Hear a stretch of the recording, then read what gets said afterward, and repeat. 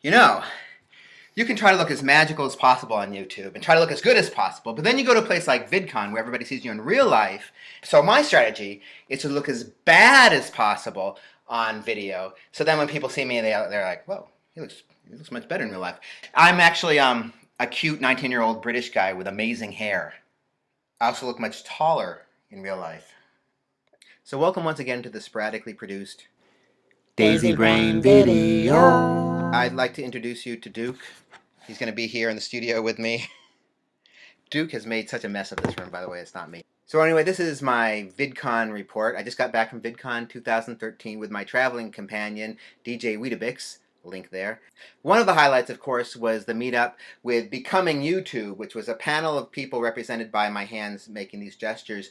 They link there. They were talking a lot about women in YouTube, and the panel was 8 men and 1 woman, Lex, who did a great job of representing all women on YouTube, and she was fantastic because the men kind of fumbled around in their way of trying to make their point and embarrassing themselves, but she really made some very strong points and talked a lot about for instance, why makeup gurus aren't considered, apparently by a lot of men in YouTube, to be real YouTubers.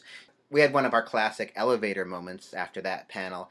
My DJ Weetabix was looking at tweets about this, following up with his tweeting device, and he was looking at a picture posted by Lex about that showed a whole field full of YouTube women, because part of the discussion was, well, why aren't there any women on YouTube?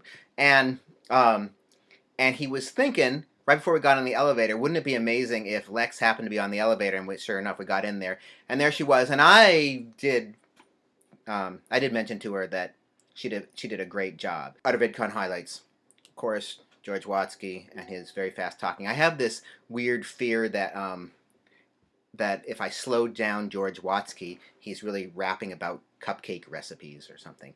But besides him, there was Tessa. Link for George Watsky has probably already been there. Now the Tessa link, the Mika Kitty, she did this amazing Doctor Who song which brought me to tears. And now a brief critique of VidCon. It's okay, to criticize things that you love. In fact, it's a good idea instead of just being a blind follower. When I was growing up, my favorite author was Robert Heinlein, and I used to have a lot of criticisms of him.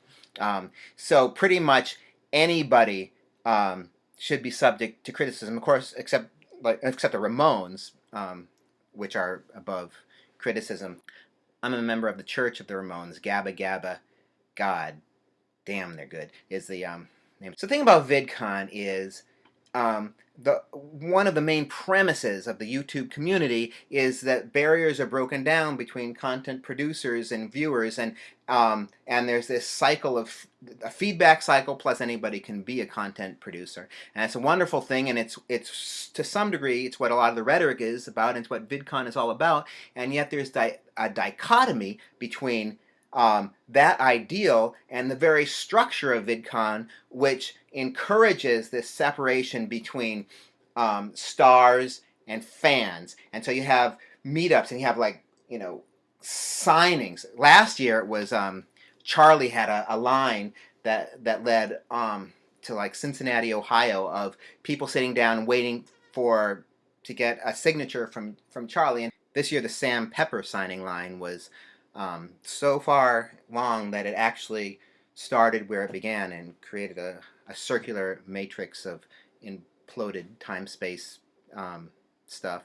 So it's strange. I mean, this is something that struck me, first time I'm there. You want to say, well, we're all just people here, and there's not this hierarchy. On the other hand, it's really a time for fans to see these stars that they're in love with, and it feels very much like this big split between the stars and the adoring fans.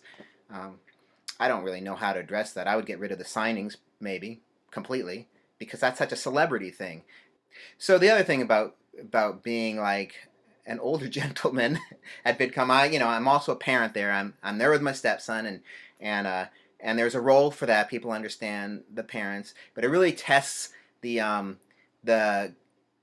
ideal of inclusion, because the YouTube community wants to include everybody, but there's not a lot. If you go to VidCon, there aren't a lot of older people who hanging out and being part of that community. If you're in your 20s and you've probably experienced being at a party where suddenly you realize that now when I go to parties, everybody's like much younger than me. I hope it's dark enough so they don't notice. But at when you turn 50, it's 50 is like turning 10, but 5 times is good. I actually prefer to call it 40-10, 40-10, 40-11, and so forth. I'm doing this unshaven thing because all the cool guys for some reason have this halfway shaved look, and it doesn't work on me. It just looks scrungy. I don't know how it works on all those other guys. It never did, even when I was 20.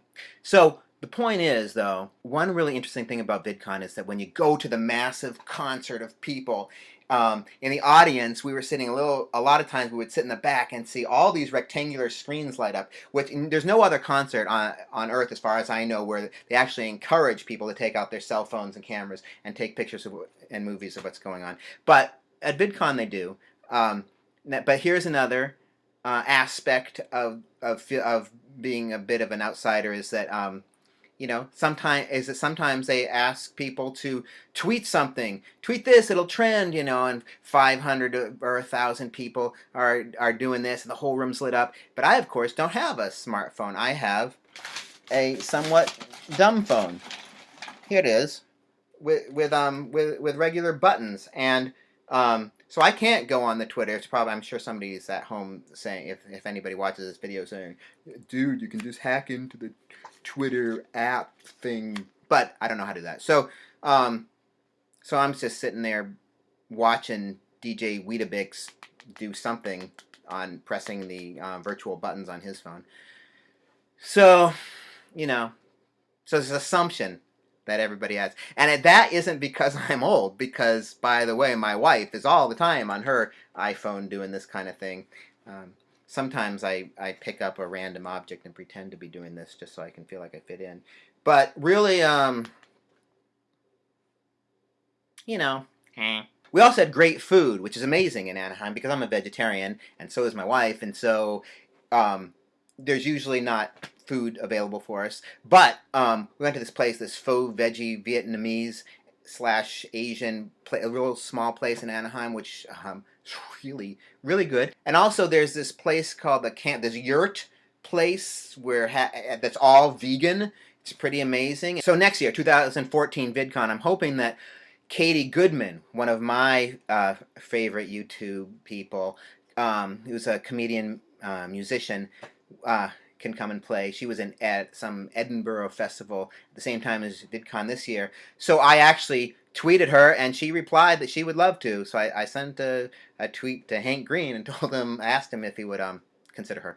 I suppose there's probably some committee. Katie Goodman link right there. Another person who hasn't been to VidCon yet, I'd love to see there, is Elise Harris. Right there. Link. So next time at VidCon, when you see an older person walking around, they might be a parent there, but they also might be really into everything that VidCon is striving for, and that the whole YouTube community holds dear. So I hope that you don't shun them, and don't forget to be awesome.